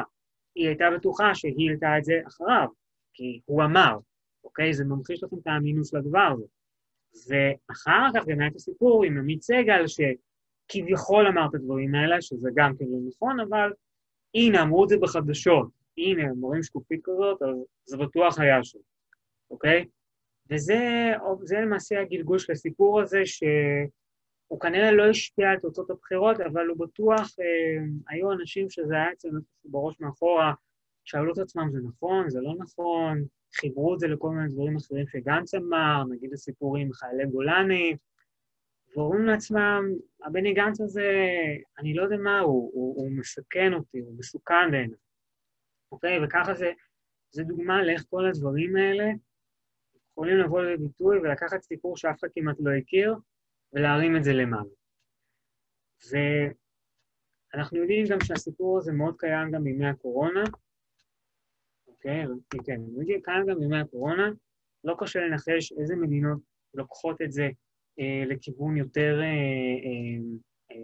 תקיף, משתמשות בכל מיני נרטיבים מסוימים, כדי לחזק אג'נדות מסוימות או תדמית מסוימת בזירה הבינלאומית, אוקיי?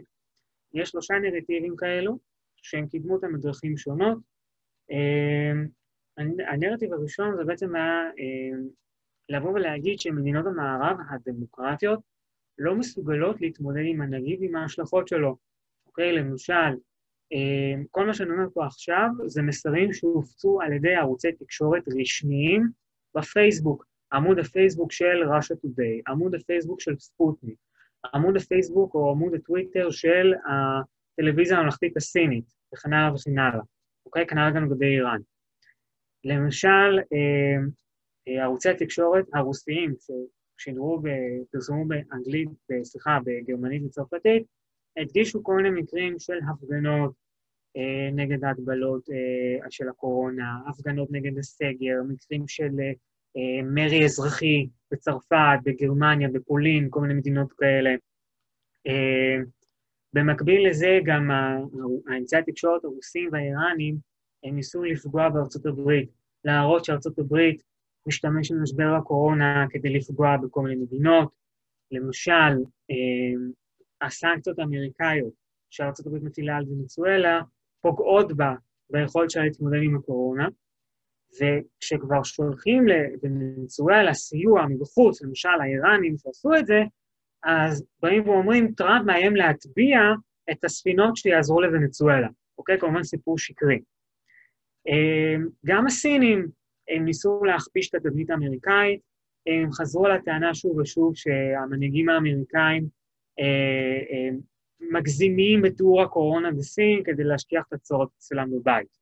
זה סוג אחד של נרטיב שהיה.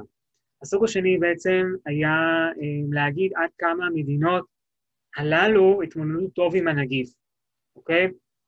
ופה יצא מחקר שהשווה בין הפרסומים הרשמיים של אמצעי תקשורת בסין, בפייסבוק, לעומת אמצעי תקשורת אמריקאים. ופה אתם רואים כמה פוסטים חיוביים, לקחו מדגם, אוקיי, שבערך 100 פוסטים, כמה פוסטים חיוביים כתבו על הקורונה, כמה ניטרלים וכמה שליליים. אוקיי, חיוביים זה להדגיש את מקרה החלמה מהמחלה, להגיד שהממשלה מצליחה לטפל במחלה בצורה מהירה ויעילה, להגיד שהנגיף הוא לא כזה נורא. אז אתם רואים בצד ימין, הפוסטים החיוביים. יש לכם הרבה יותר פוסטים חיוביים שמגיעים ממקור סיני, מאשר במקור אמריקאי כלשהו. כשאתם זזים שמאלה, כמה פוסטים ניטרליים ושליליים יש, אז אתם כבר רואים שהכמות האמריקאית הרבה יותר גדולה, מאשר הכמות הסינית, אוקיי? כל זה קורה בפייסבוק. יש כאן 2 דוגמאות, אותו סיפור, הקמת בתי חולי שדה בסין, אוקיי? אז אתם רואים בצד ימין, זה פוסט בפייסבוק של השידור האמריקאי הציבורי. אומרים פה כן, הולכים לבנות בתי חולים ציבוריים, בתי חולים שדה וזה, אבל כתוב פה, אבל המונח בית חולים לא כל כך מתאים לתאר את מה שהם בונים שם, אוקיי? יש פה איזשהו ספק. אמצעי התקשורת הסינים, לעומת זאת, הם מדגישים עד כמה הבנייה הזאת היא מהירה, היא טובה, עיני כל העולם נשואות לבניית בתי החולים האלה. יש פה אפילו שידור בלייבסטרים, אוקיי? תראו את זה למטה בצד שמאל. אז זה לקחת סיפור מסוים ולהדגיש היבטים מסוימים שלו. וצריך להגיד שהרוסים, בהקשר הזה של טיפול מוצלח בנגיף, הם פחות יצרו נרטיבים משלהם, כי הם ידעו שלהם, חוץ מהחיסון, שגם צריך לבדוק אם הוא באמת חיסון יעיל, לא היו להם הצלחות מזהירות, לא היה להם מה להדגיש, הם חזרו פשוט על הנרטיבים הסינים, עד כמה הסינים מוצלחים וכמה האמריקאים נמצאים בצרות גדולות. והמקור השלישי, שזה הפייק המובהק יותר, זה תיאוריות קונספירציה סביב הנגיף. הסינים היו עסוקים בלהדוף את האשמה שהנגיף הגיע מהם. הם הפיצו למשל תיאוריה שאומרת שהיה בנובמבר 2019, היה אירוע מאוד מאוד גדול, אירוע ספורט גדול, שהגיעו אליו חיילים ספורטאים מכל העולם. הם אומרים שהיו חיילים אמריקאים שהגיעו עם הנגיף הזה לווהאן, זה התקיים בווהאן האירוע הזה, הגיעו חולים, עזבו את סין ומשם התחילה התפרצות. הרוסים וגם האיראנים, הם דיברו על זה שהאמריקאים מפתחים כל מיני פתוגנים שיכולים לחולל מחלות, ומשם הגיעה הקורונה, אבל הם גם עשו משהו אחר, קצת יותר מתוחכם. הם אמרו בעצם, הם העלו איזשהו סיפורים, שהם סיפורים כוזבים, אבל הם לא אמרו, הם אמרו שזה שטות וכולי, אבל עדיין התייחסו לזה. ניתן דוגמה. ערוץ ראשה טודיי בגרמנית למשל, הוא פרסם טענות של פוליטיקאי איטלקי, שדרש להעמיד לדין את ביל גייטס ואשתו מילנדה, שהם קשורים להפצת הנגיף כדי לקדם חיסונים, אוקיי? הערוץ שפרסם את זה, הוא אמר, תקשיבו, זה שטות מוחלטת, אבל המקום בסיקור שהוא נתן לזה היה כל כך גדול, שהערוץ הזה ממש נכנס לפרטי פרטים, לתיאוריה, מאיפה היא באה, מה היא כוללת, מה ביל גייטס אמר, ובצורה הזאת, הם מצד אחד, הם לא נראים ככאלה שמקדמים פייק ניוז, אבל מצד שני, הם נותנים לאזרחים חשיפה לפייק ניוז הזה, ומעוררים אצלם מחשבות, אולי זה באמת נכון. אוקיי? זו טכניקה מתוחכמת כזאת שהרוסים פיתחו תוך כדי משבר הקורונה. עכשיו, בואו נדבר על התמודדות עם פייק ניוז, אוקיי? אז איך באמת אפשר להתמודד עם פייק ניוז בצורה יותר טובה? כמו שאמרתי מקודם בהתחלה, יש הרבה שיטות, יש כל מיני דברים להסתכל עליהם שאנחנו רואים מידע שהוא חשוד, אבל השיטה הבאה שאני אראה לכם היא טובה כי היא מסודרת בצורה מאוד טבעית והגיונית, אוקיי? זאת שיטה שפותחה בארצות הברית על ידי חוקר שהוא מומחה באוריינות דיגיטלית, והוא פיתח שיטה שנקראת שיטת סיף, אוקיי? זה למעשה מורכב לראשי תיבות של 4 הצעדים שצריך לעשות כדי שאנחנו רואים מידע שאנחנו לא בטוחים לגביו. קודם כל, שאנחנו קוראים כותרת מסוימת, לעצור, אוקיי? לא לתת לרגשות של הפחד והכעס, הספק והגועל להשפיע עלינו, אלא רק לעצור, לא להמשיך אפילו לקרוא. לפני שאנחנו קוראים, צריך לחקור את המקור, אוקיי? מי פרסם את זה? איזה אתר עומד מאחורי הדבר הזה? אחר כך למצוא את הסיפור הזה, אם הוא כתוב בעוד מקומות, ומה אומרים על הסיפור הזה, ובסוף לשים לב גם לרמזים קטנים שקשורים בעיקר לתמונות ותאריך. אוקיי? אז בואו נעבור בזריזות איך הדברים האלה נראים. אוקיי? זאת שיטה שאני גם קורא לה שיטת הבצל, כי הצעדים הם הולכים מבחוץ כלפי פנימה. אוקיי? הדבר הראשון שאנחנו רואים זה כותרת. לכן הצעד הראשון מתייחס לכותרת. אחרי שקוראים את הכותרת, לעצור. אחר כך אנחנו גם שמים לב מי העביר את זה. הדודה בקבוצת וואטסאפ, או אתר אינטרנט מפוקפק, או פוסט בפייסבוק. אחר כך, רק בשלב השלישי, אנחנו קוראים את המידע, ובסוף שמים לב גם לדברים שסובבים את המידע הזה. אם זה תאריך, אם זה תמונה, אם זה דברים שקשורים נגיד לניסוח, אם הניסוח הוא בצורה תקינה בלי שגיאות, וכן הלאה. אוקיי? כותרות חשודות, כמו שאמרתי מקודם ואפשר היה להבין, הם יציפו כל מיני רגשות. זה לא חייב להיות רגשות שליליים, אבל זה יכול להיות גם רגשות של הפתעה, של תדהמה, כמו שאמרו פה מקודם, אבל הרעיון הוא שזה מורה אצלכם תחושה מסוימת, אוקיי? משהו לא מסתדר לכם כל כך בבטן. אלה הרבה פעמים יהיו כותרות או שהן יהיו כותרות שהם יכללו כל מיני סופרלטיבים כמו לא תאמינו לזה וזה וזה, אתם חייבים להיכנס, חייבים לראות, כלומר, ילחצו עליכם, או שהם יכללו כל מיני סופרלטיבים, הכי, ביותר, אי פעם, הדבר הכי גדול שתראו אי פעם, אוקיי? כמו הכותרת הזאת, אוקיי? סרטון ביוטיוב שאני מצאתי, מגדל הפנקייק הכי גדול בעולם, לא תאמינו שזה אמיתי. גם התמונה, אתם רואים, תמונה שנראית מאוד מאוד משכנעת.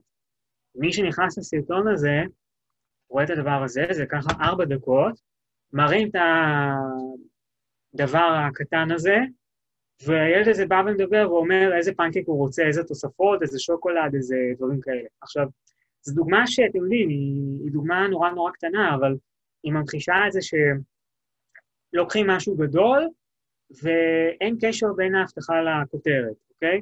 אין שום קשר. גם תשימו לב בסרטון בתגובות שלו, אתם תראו הרבה אנשים כותבים לו, מה זה הדבר הזה, אתה סתם מחרטט, אז זה אומר לכם שמדובר במשהו שהוא משהו שקרי.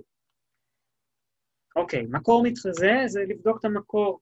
יכול להיות מצב של מקור מתחזה, כלומר איזשהו אתר או צילום מסך של אתר שהוא מתיימר להיות ממקור מהימן, אוקיי, נגיד ynet או אתר משרד הבריאות לצורך העניין, זה יכול להיות או ברמה של התמונה, נגיד לוקחים את הלוגו של האתר המדובר, או עושים לו איזשהו דומיין, ממש בונים אתר שהדומיין שלו מאוד דומה לדומיין של אתר אמיתי, בדרך הכי פשוטה זה פשוט להצליב את זה מול האתר עצמו, וכמובן גם לבדוק מקורות נוספים אם מדברים על הסיפור הזה, אוקיי?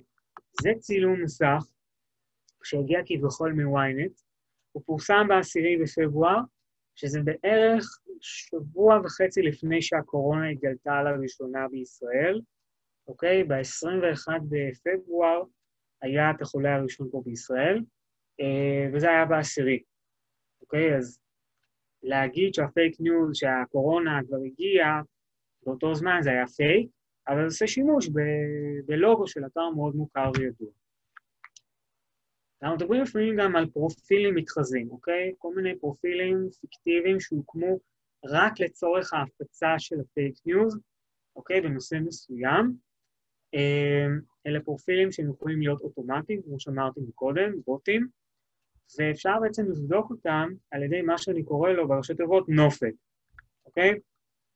קודם כל לראות את התמונה, האם התמונה נראית אותנטית, אפשר לעשות איזה חיפוש בגוגל, אוקיי? חפש תמונה בגוגל, ואז רואים מאיפה התמונה הזאת הגיעה.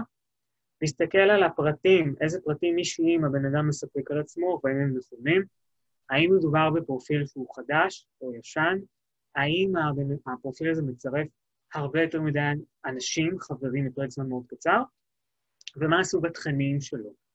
בדרך כלל תכנים, פרופילים אפקטיביים יהיו פרופילים שיפרסמו תכנים שליליים, ממוקדים בנושאים מאוד מוגדרים, תיקי נתניהו, הקורונה, חיסונים, בניגוד לפרופילים אנושיים רגילים, שמדברים בעיקר על רגעים שמחים בחיים האישיים שלנו ביום-יום, אוקיי?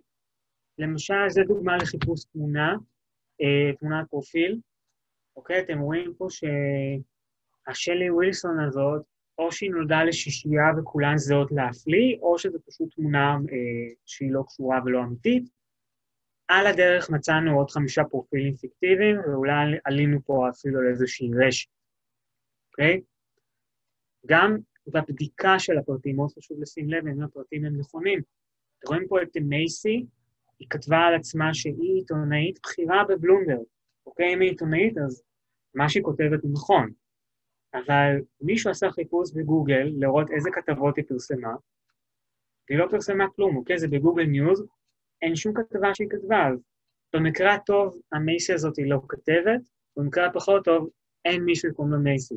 דרך אגב, אין מישהו שקוראים לה מייסי, גם התמונה שראיתם שלה היא תמונה שהיא תמונה מזויפת.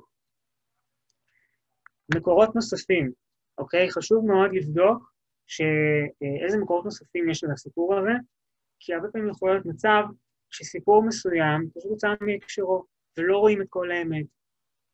למשל, היה את הסיפור לפני איזה חודש עם הרב קניבסקי, שאמרו שהוא אמר, אני לא זוכר בדיוק מה הוא אמר, אבל הוא אמר משהו שהוא נשמע מאוד מכעיס, ואז באו והסבירו, לא, תשמעו, הוא אמר משהו אחר, ופתאום כשרואים את זה, אז האמירה שלו נראית הרבה יותר הגיונית, אוקיי? הוא אמר משהו, לא להיבדק לקורונה, או משהו כזה. אחר כך נתנו איזשהו הסבר שממחיש את הצד השני של הסיפור, אוקיי? תהיו גיא זוהר, אוקיי? מכירים את התוכנית שלו מהצד השני? אז ככה גם פה. כל סיפור שלו צד שני, פשוט צריך למצוא אותו איפשהו באינטרנט, אוקיי? ולשים לב לפרטים הקטנים. לשים לב לתמונות, יכול להיות שהתמונות שעושים בהן שימוש הן לא רלוונטיות ולא מתאימות בידיעה שאתם קראתם, לבדוק מה המקור שלה כמובן, ולבדוק אם יש תאריך. אוקיי? תאריך זה נשמע דבר סופר טריוויאלי, אבל ברור לכם שגם פה אפשר לעשות הטעיה, ותכף אני אראה איך. טוב, זה פוסט שפורסם בעמוד שמזוהה עם תומכי נתניהו לפני 3 שבועות. אתם רואים פה מה כתוב, ורואים אפילו את התמונה. הנה, בנט בלי מסכה, בשיא המגפה, אוקיי? עכשיו, אני עשיתי חיפוש תמונה על התמונה הזאת בגוגל, כדי לראות מאיפה זה בא. התמונה הזאת פורסמה לפחות כבר ב1 למרץ, אוקיי? שלא היה שום חובה להסתובב עם מסכות, ולא כל כך דיברו על ריחוק חברתי וכאלה. יש סיכוי טוב שזה יתפרסם אפילו לפני, אבל אני לא מצאתי את המקור לזה. איך עושים חיפוש תמונה? אני אעבור על זה בזריזות. למשל, אתם רואים את הידיעה הזאת, רוסיה שחררה אריות כדי לאכוף בידוד. אוקיי, רואים פה תמונה של אריה, הנה, אריה מסתובב וטורף אנשים שיוצאים מהטווח של קילומטר. לוחצים על התמונה החשודה, עד שאתם רואים בצד ימין את התפריט, חפש את התמונה הזאת בגוגל, ואז אתם מגיעים לגוגל שמפרסם לכם איפה התמונה הזאת פורסמה בעבר, אוקיי?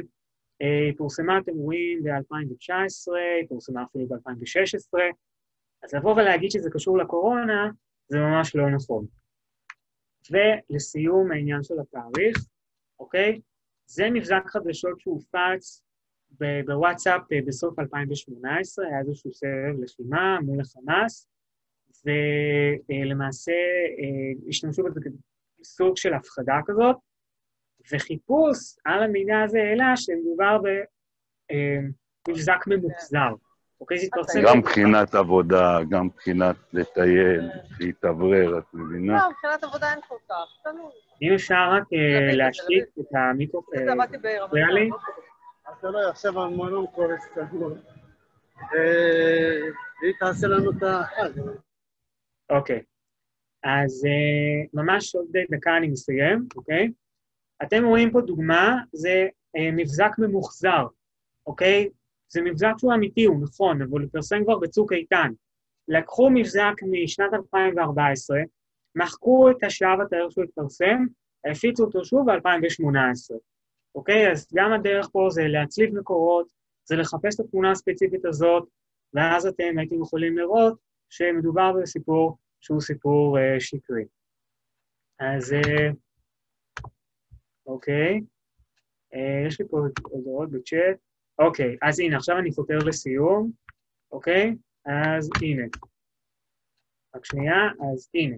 זה הסיכום שלנו, אוקיי? הוא מופץ כדי להשיג 4 מטרות עיקריות, רווח כלכלי, פגיעה פוליטית, ליצור סכסוכים ולקדם תיאוריות קונספירציה. אנחנו מאמינים למידע שמאשש את תפיסות העולם שלנו, יש מרכיבים מסוימים שהופכים פייק ניוז ליותר ויראלי, ראיתם את זה בדוגמה בסיפור של בני גנץ, וזיהוי פייק ניוז יכול לעשות בשיטת ציף, מלמעלה למטה, לבדוק את מאפייני הידיעה לאורך הדרך. אוקיי? אז לצערי, אין לי זמן לעוד שאלות, הייתי שמח לענות, אבל אתם יכולים לעקוב אחריי בפייסבוק, אתם יכולים, זה עמוד הפייסבוק שלי, אתם יכולים לשלוח לי מייל. יש לי גם ניוזלטר, אני כותב בערך פעם בשבוע, אני מעדכן על הנושא הזה. מי שמעוניין להצטרף לניוזלטר שלי יכול בכיף ושמחה לשלוח לי מייל או הודעה בעמוד פייסבוק, תצרף אותי. אני לא מהמציפים, ממש לא, אני כותב איזה פעם בשבוע.